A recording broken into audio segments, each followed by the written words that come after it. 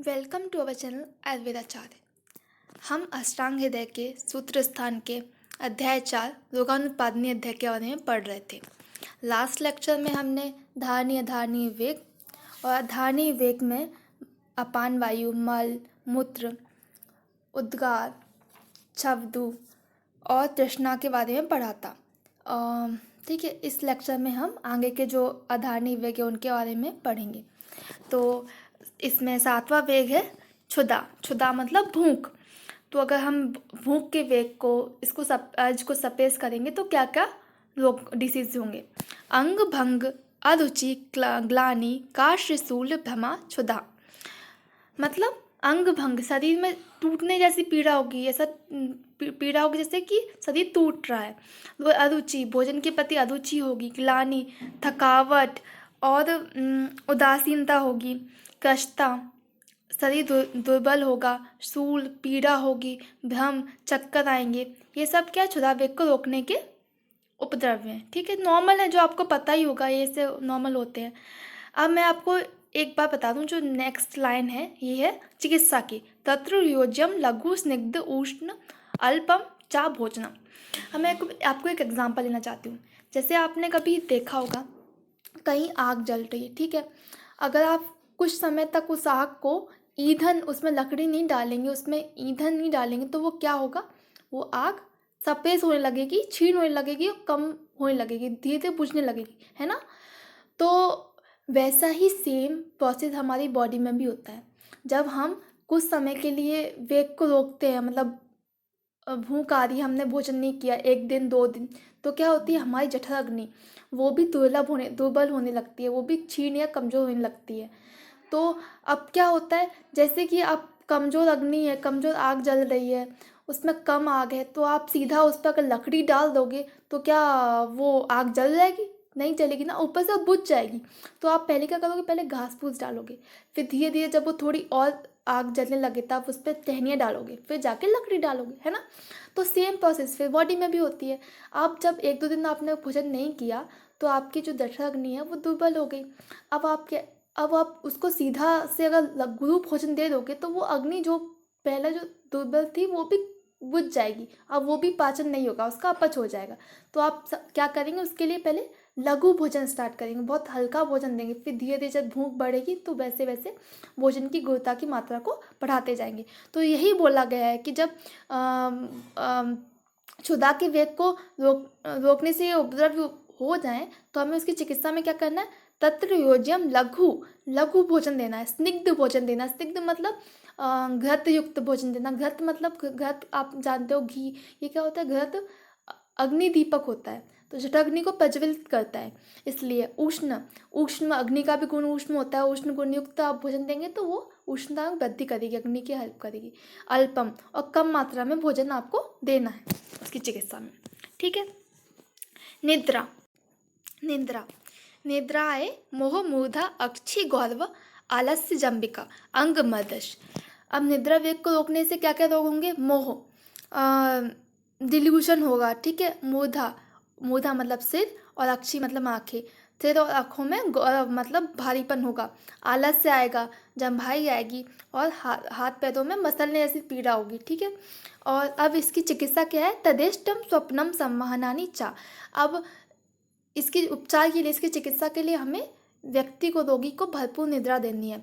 अगर उसे नींद ना आ रही हो तो उसे शांत वातावरण में सोने की शांत वातावरण बनाए, उसके सर पर तेल की मालिश करे, हाथ पैरों पे अभ्यंग करे गुनगुने तेल से। इससे क्या है, उसको नींद आने में सहायता होगी।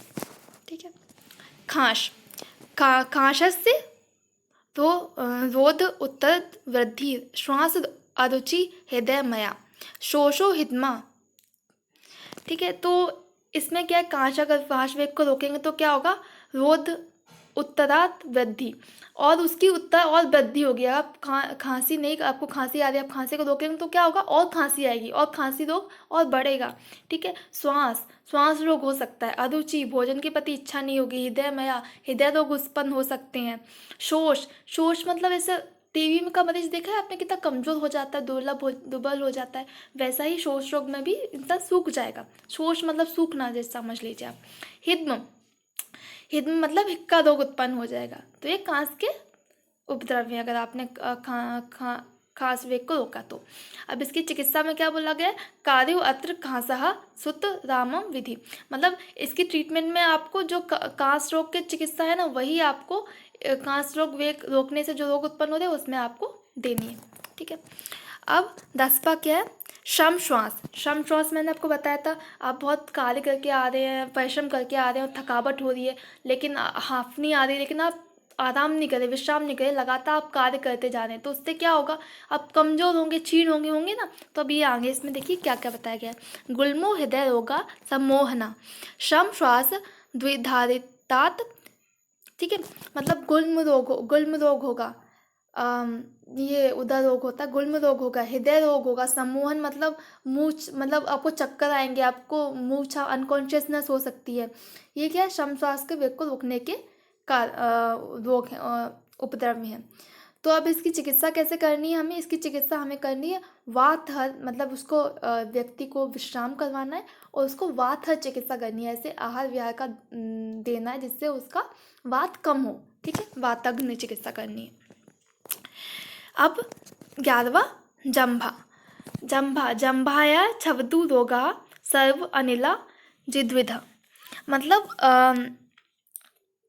जंभा वेग जो है ना, जंभाई, उसके वेग को रोकने के जो उपद्रव होते हैं वो सिमिलर होते हैं छवदु मतलब छींक के वेग को रोकने के। तो छींक के वेग को रोकने के उपद्रव क्या क्या थे, सिर में पीड़ा हो रही थी, ज्ञान इंद्रियों का दुर्बलता आ रही थी, मन स्तंभ, स्टिफनेस ऑफ नेक, और आदित्य पैरालिसिस ऑफ, मतलब फेशियल पैरालिसिस हो जाता है। तो ये इसके रोग हैं डिसीज जंभा वेग को रोकने के। तो अब इसका ट्रीटमेंट क्या करना है, इसके ट्रीटमेंट में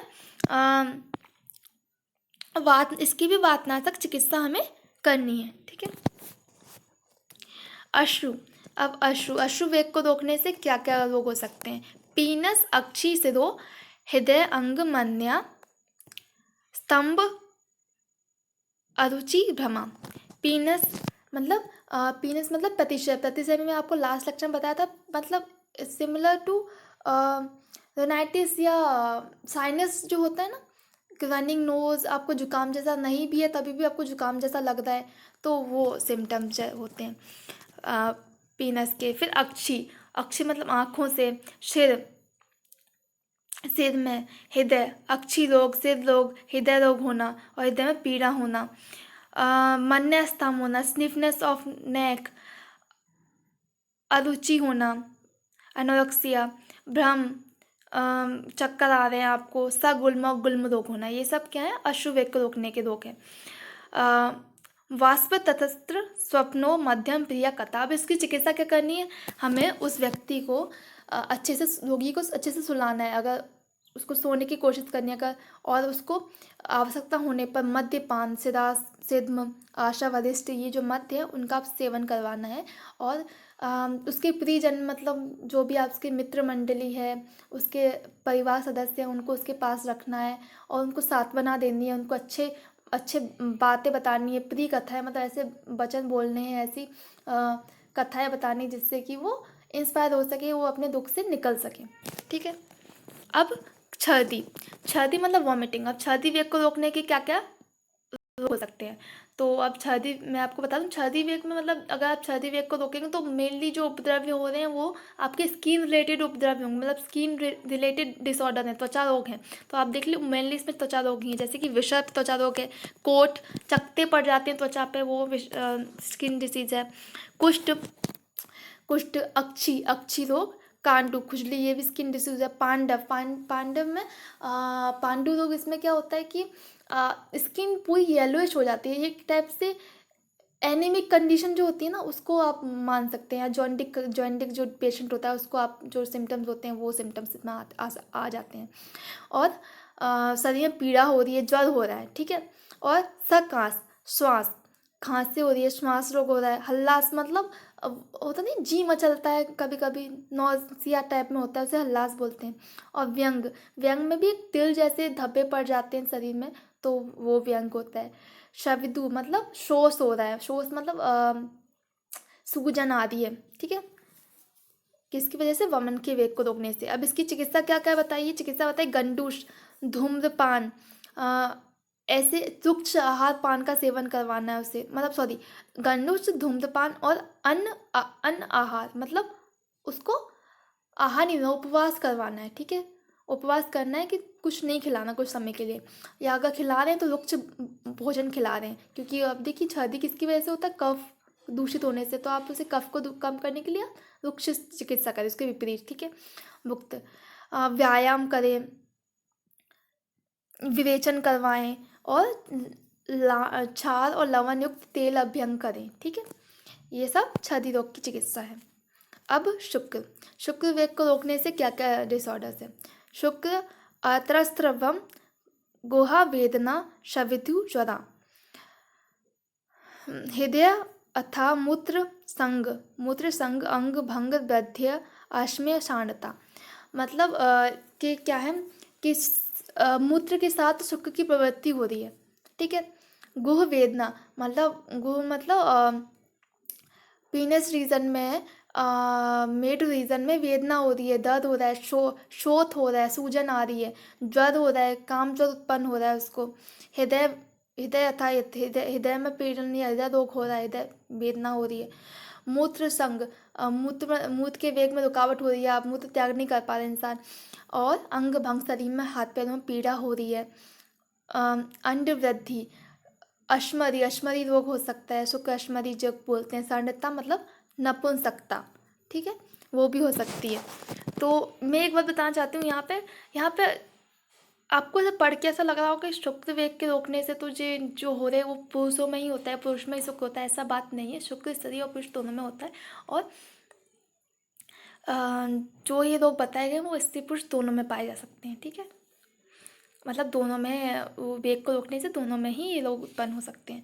अब चिकित्सा, इसकी चिकित्सा क्या है? ताम्र चूर्ण सुरा शाली वत्स्य अभ्यंग अवगाहनम, वस्ति शुद्धि करे सिद्धम भजते क्षीरम प्रिय स्त्रिय। अब इसकी चिकित्सा में क्या? ताम्रचूर्ण का मतलब था मुर्गी का मांस। सुधा मतलब एक अच्छी क्वालिटी की एक मध्य होती है, उसका सेवन करवाएं। साली धान का सेवन करें। बस्ती कर्म करवाएं, अभ्यंग करें, अवगाह करें, कर्म करें। वस्ती शोधन करें, उत्तर वस्ती मतलब जो वस्ती कर्म, जहाँ बस्ती ऊपर बोली गई थी ना, वहाँ पे ही बस्ती उत्तर बस्ती के लिए बोला गया है। और वस्ती शुद्ध करें, वस्ती शुद्ध कर्म करें। सिद्ध भजत क्षीर, मतलब सिद्ध औषधियों से सिद्ध करके क्षीर का पान कराएं, मतलब मेडिकेटेड मिल्क को उसको पीने के लिए। और प्री स्त्रियाँ मतलब प्री स्त्री का सेवन करवाएं। तो ये क्या है, यहाँ पे जो प्री स्त्री है वो ऐसा नहीं कि जब पुरुष की बात आएगी तो यह प्री स्त्री माना जाएगा, और अगर स्त्री की बात आएगी, फीमेल की बात आएगी तो प्री पुरुष माना जाएगा, ठीक है, प्री नर माना जाएगा। क्योंकि शुक्र दोनों स्त्री पुरुष दोनों में पाया जाता है, और उससे वेग को रोकने से दोनों में ही रोकूंगी। Person not eligible for treatment, मतलब आपने, अब मैंने 14 वेग जो अधारणी वेग थे उनके डिस्क्रिप्शन किया, उनकी चिकित्सा के बारे में पढ़ा। लेकिन कभी कभी अगर हम व्यक्ति बहुत अधिक समय तक वो वेग को धारण करके रखता है, या उचित समय पर चिकित्सा नहीं कर पाता, तो उसमें कई असाध्य लक्षण उत्पन्न हो जाते हैं, जिनकी चिकित्सा आयुर्वेद में निषेध कही गई है कि उनकी चिकित्सा नहीं करनी। तो वो लक्षण कौन कौन से हैं? तद शूलार्ध त्यजते क्षीणम विड वमनम वेगरोधना, मतलब जो मतलब प्यास से बहुत अधिक पीड़ित है, सूल से पीड़ा मतलब दर्द से बहुत अधिक पीड़ित है, ऐसे व्यक्ति की चिकित्सा नहीं करनी। जो बहुत क्षीण है, बहुत दुर्बल हो चुका है, उसकी भी चिकित्सा हमें नहीं करनी। और जो विड मतलब फीकस की वॉमिटिंग कर रहा हो, ऐसे व्यक्ति की भी हमें चिकित्सा नहीं करनी। मल का वमन कर रहा हो, ऐसे व्यक्ति की भी चिकित्सा हमें नहीं करनी। तो ये 4 व्यक्ति हैं जिनकी हमें चिकित्सा नहीं करनी है। जो बहुत अधिक प्यास से पीड़ित है, जो बहुत अधिक सूल से पीड़ित है, जो बहुत दुर्बल हो चुका है और क्षीण हो चुका है उसका शरीर, और जो मल का वमन कर रहा हो, ठीक है। A factor responsible for the manifestation of all diseases. अब वांग भट्ट ने ये जो कोटेशन है, मैंने आपको फर्स्ट लेक्चर में भी, फर्स्ट वीडियो में भी आपको बताई थी स्टार्टिंग में ही, कि वांग भट्ट ने अपना मत दिया है कि रोगा सर्वव्यापी जायते वेगो धीरने धारते। मतलब अगर जो भी रोग उत्पन्न हो रहे हैं वो दो वजह से उत्पन्न हो रहे हैं। या तो आपके मतलब आपको वेग नहीं आते, आपको मल मूत्र की प्रवृत्ति, अपान वायु की प्रवृत्ति नहीं हो रही, लेकिन जबरदस्ती बलपूर्वक आप उसको प्रवृत्ति करवा रहे हो, तो रोग उत्पन्न हो सकते हैं, उससे भी वात प्रकोपित हो सकता है। और अगर आपको नेचुरल अर्ज आ रही है, स्वाभाविक रूप से जो वेग आ रहे हैं, लेकिन आप उन्हें रोक रहे हो, उन्हें सप्रेस कर रहे हो, तो भी आपको रोग की उत्पत्ति होती है। तो वांग भट्ट का ये कथन है, ये आप श्लोक आप याद कर सकते हैं। अगर ये इस पूरे चैप्टर से कोई भी क्वेश्चन आता है तो आप इस श्लोक को लिख सकते हैं, आपको एग्जाम मार्क्स के लिए बहुत हेल्पफुल रहेगा। लेकिन आपको ये general line of treatment, general line of treatment में बताया गया है कि पहले तो सारे जो भी अधानी वेग थे सब बता दिए उन्होंने पहले ही, आप वांग भट्ट जी ने, और उनकी चिकित्सा भी बता दी है। लेकिन अब एक जनरल चिकित्सा आप माने तो क्या होगी? तो जो भी आप अधानी वेग को अगर ध्यान करके रखते हो, उनको सप्रेस करते हो, तो उससे क्या होता है, वात की वृद्धि होती है, वात दूषित होता है। तो आपको क्या चिकित्सा करनी है? सामान्य पहली चिकित्सा तो ये है कि आप वात मतलब वात नाशक चिकित्सा करें उसकी, ठीक है, वात चिकित्सा करें। अब सेकंड चिकित्सा क्या करनी है? जो आपका जो वेग है, जैसे कि मल वेग है, जैसे कि छवदु वेग है, तो मल वेग में क्या था कि आप मल वेग को रोक रहे हो तो डिसीज उत्पन्न हो रही है, ठीक है। आपने क्या किया? मल को प्रवृत्त कर, ऐसे आहार विहार दिए या भोजन पेय पदार्थ दिए जिससे क्या है, मल का भेद हो रहा है, मल अपने आप ही प्रवृत्त हो रहा है, मल अपने आप ही एक्सक्रीट होता है, तो वो डिसीज जो है वो अपने आप ही ठीक हो जाएंगे एयरली स्टेजेस में। तो जैसे छवदु में छींक के वेग को रोक रहे हैं तो आप उस डिसीज उत्पन्न हो, तो उसकी चिकित्सा कैसे बताई थी कि तीक्ष्ण धूम्रपान दो, तीक्ष्ण नस्य दो, ऐसे मतलब जिससे कि छींक आए, ठीक है। तो ये जनरल ट्रीटमेंट इसका बताया गया। अब धारणी वेग, धारणी वेगास मैंने आपको फर्स्ट वीडियो में इसके बता दिया गया। धारणी वेग जैसे लोभ, ईर्षा, मत्स्य, राग, ठीक है, जो भी क्रोध, ये सब जो मानसिक जो विकार हैं, इनको हमें ध्यान करके रखना चाहिए, क्योंकि अगर हम इन ध्यान करके नहीं रखेंगे तो ये हमारा और दूसरे व्यक्तियों के लिए अहितकर होगा, ठीक है। तो ऐसे वेगों को हमें ध्यान करके रखना चाहिए। Necessary of purification therapy. Purification therapy मतलब संशोधन, शोधन का मतलब क्या होता है? साफ करना, ठीक है। तो संशोधन, शरीर में शोधन की संशोधन का मतलब आप पंचकर्म से भी समझ सकते हो, ठीक है। उसमें भी क्या कहते हैं, शरीर का शोधन किया जाता है ना, शरीर के जो प्रकोपित दोष है उनको बाहर निकाला जाता है, ठीक है। तो ये उसकी जरूरत क्यों है? न यथेत चा यथा कालम मलानाम शोधनम प्रति अत्यर्थ संचितास्ते ही क्रुधा स्यु जीविते अच्छते। मतलब अगर हमें समय पर यथा काल हमने जो मलों का संशोधन नहीं किया तो क्या होंगे, वो संचित होकर फिर प्रकोपित हो जाएंगे और अत्यधिक मात्रा में इकट्ठे होने से क्या है, रोग उत्पन्न करेंगे और जीवन के लिए खतरा उत्पन्न कर सकते हैं। इसलिए हमें समय पर ही, यथा समय ही शोधन करवा लेना चाहिए, ठीक है। अब इम्पोर्टेंस ऑफ शोधन थेरेपी, अब इसका इम्पोर्टेंस ऑफ शोधन थेरेपी क्या है कि दोषम कदाचित कूपयंती जीता लंघन पाचन ये तू शोध्यन्ते शुद्धम ना तेषाम पुनरुद्भवा। अब इस लाइन से इसका मतलब क्या है कि ये इंपॉर्टेंट श्लोक भी है, मतलब दोष कदाचित कूपयते, आप इसको याद भी कर सकते हो। तो इसमें बताया गया है कि लंघन पाचन ये समन चिकित्साएं होती हैं। दो प्रकार की चिकित्सा होती है, समन चिकित्सा और संशोधन चिकित्सा। समन चिकित्सा में क्या होते हैं, बढ़े हुए मतलब अगर दोष कम मात्रा में बढ़े हुए हैं तो हम क्या समन चिकित्सा करते हैं, जैसे औषधियों से, लंघन पाचन से, व्यवहार से उसको दोषों को सामान्य स्थिति में ला देते हैं। और संशोधन चिकित्सा क्या होती है, जब दोष बहुत अधिक बढ़ जाते हैं तो हम मेनली संशोधन चिकित्सा करते हैं। उसमें क्या होता है, पंचकर्म वगैरह करते हैं, जिससे क्या है, दोष जो बढ़े हुए हैं वो शरीर से बाहर निकल जाए, ठीक है। तो अगर हमने समन चिकित्सा करिए, जैसे लंघन पाचन आदि समन चिकित्सा करिए, तो क्या होता है कि अगर ये चिकित्सा करने से तो हो भी सकता है कि आगे कभी कुछ समय बाद फिर से वो दोष फिर से प्रकोपित हो जाए, ठीक है, क्योंकि वो इतनी ज़्यादा वो नहीं होती, इफेक्टिव नहीं होती जितनी कि संशोधन होती है। तो लेकिन अगर हमने संशोधन चिकित्सा करी है, दोष को सही से बाहर निकाल दिया, तो वह रोग पुनः उत्पन्न नहीं कर सकते। वो दोष कैसे करेगा, क्योंकि उसको तो हमने अच्छी तरीके से निकाल दिया। समन चिकित्सा में क्या होता है कि वो पुनः रोग दोष प्रकोपित हो सकता है, लेकिन संशोधन में ऐसा नहीं होता। इसलिए संशोधन चिकित्सा अधिक महत्वपूर्ण है। एडमिनिस्ट्रेशन ऑफ रसायन एंड वाजिकन योग। रसायन और वाजीकरण योग क्या होते हैं? ऐसी औषधि योग जिनका प्रयोग करने से हमारी धातुएं पुष्ट होती हैं, शरीर को बल मिलता है। ठीक है, तो यथा कर्माम यथा योगानुपता ऊर्ध्व प्रजोयते रसायनानि सिद्धानि वश्य योगस्य कालवत्। जब उचित प्रकार से उचित ढंग से हमने शोधन कर्म कर लिया तो शोधन कर्म करने के बाद क्या होती है, शोधन प्रक्रिया में शरीर की धातुओं का क्षय होने लगता है, क्षय हो जाता है, क्योंकि शोधन प्रक्रिया थोड़ी हार्श होती है। ठीक है, तो उसके लिए हमें प्रक्रिया खत्म होने के बाद हमें रसायन और वाजीकरण औषधियाँ देनी होती है किसको, चिकित्सक को रोगी के लिए औषधि और वाजीकरण औषधियों का प्रयोग करवाना का निर्देश दिया गया है। ठीक है, regiment to be adopted after purifying measure. अब शोधन कर्म करने के बाद क्या क्या हमें कार्य करने हैं तो वो बताया गया है। बाय प्योरीफाइंग और reduction therapy and with constant use of medications body will become weak naturally. हाँ, कितना जो वो क्योंकि हार्श प्रोसीजर है उसमें काफ़ी हार्श मेडिसिन का उपयोग होता है, तो क्या शरीर बहुत कमज़ोर हो जाते हैं। कमज़ोर इन द सेंस कि जैसे आपने देखा कभी आपको उल्टी आती है तो उल्टी आने के बाद आपको इतनी कमज़ोरी से आ जाती है, चक्कर जैसे आने लगते हैं, तो वही सेम स्थिति उसकी होती है संशोधन के बाद। So the following step should be taken to regain the strength. Food like shalidhan, shastrika, godham, mugdha, mash, ghrit and made appetizer and digestive, मतलब पाचक और दीपक औषधियों का सेवन करना है। कम्बिनेशन विद फला फलेबल and digestible drugs are to be given. फलेबल and digestible drugs are to be given. ठीक है, अभ्यंग, उदावत, स्नान, निरूहन, वस्ती, स्नेह वस्ती ऑल्सो भी एडमिनिस्ट्रेशन।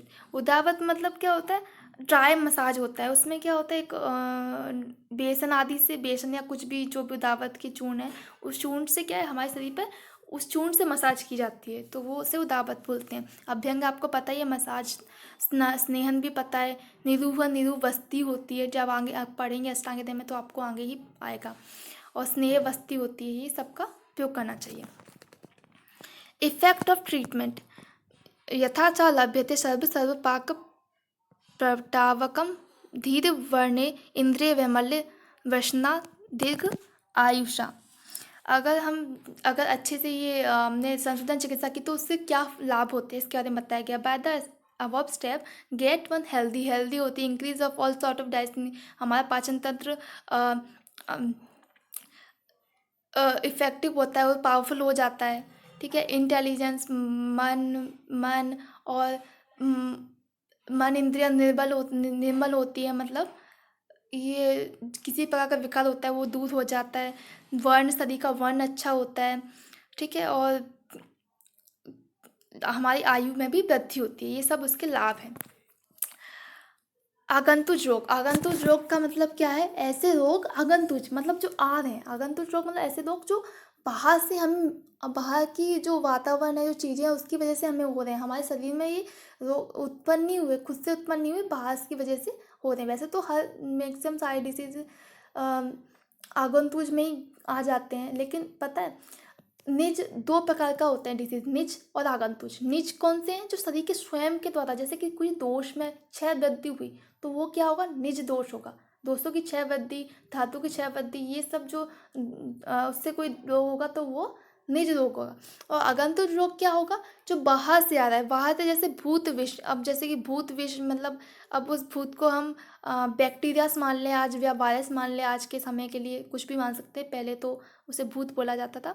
कि मतलब भूत एक्चुअली ऐसा कोई कॉज जिसका हमें पता नहीं कि एक्चुअली ये है क्या, ये कॉज, इसका निदान मतलब इसका कारण क्या है इस डिजीज़ का, तो हम उसे भूत बोल देते कि यार इस भूत की वजह से हुआ। हाँ, तो विष पॉइजन की वजह से हुआ।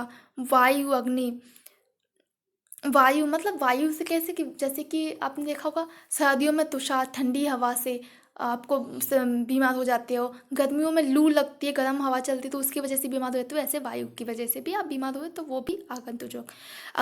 अग्नि से आप जल गए तो आगंतुक रोग। छत मतलब किसी ने आपको वार किया तो आपको अगर घाव हुआ तो वो आगंतुक रोग। भंग, फ्रैक्चर हुआ वो भी आगंतुक रोग। राग, द्वेष, भय, ये जो मानसिक दोष रोग हैं वो भी आगंतुक रोग में ही आएंगे। आत्म होने से आगंतुक रोग and exogenous disorders. Procedure to be adopted for the management of निज आगंतुक रोग। उनसे अम, उनसे बचने के लिए या उनको नियमित रखने के लिए हमें क्या करना है? अगर निज आगंतुक रोग हो नहीं, अगर हो गए हैं तो हमें उनसे बचने के लिए क्या करना है? तो हम नॉर्मल यही है कि दिनचर्या फॉलो करें, सही अच्छे काम करें, सदाचार का पालन करें। लेकिन इसमें आप एक बार पढ़ लेते हैं। Avoiding of improper activities of the body, mind, speech by wilful transgression of rules. सारे जो भी जो नियम बताएगा उनका पालन करना। कंट्रोल ओवर सेंसेस, अपने अपने आप पर, अपने ज्ञानेंद्रियों पर संयम करके रखना है। Remember of the previous experience. नोन प्रज्ञा अपराध, मतलब आपको कुछ पता है कि अगर ये करेंगे तो गलत होगा, तो वैसी चीज़ें आपको नहीं करनी है। Knowledge preventing to place, time and constitute, adherence to the rules of God, conduct of prescription. Atharvaveda में जो रूल्स बताए गए, जो नियम बताए गए, उनका पालन करना है। अपने गुरुजनों का सम्मान करना है। अनफेवरेबल ग्रहस, जो जो ग्रह नक्षत्र हैं उनकी शांति की व्यवस्था करनी है। Adoption way to keep away from demons etc.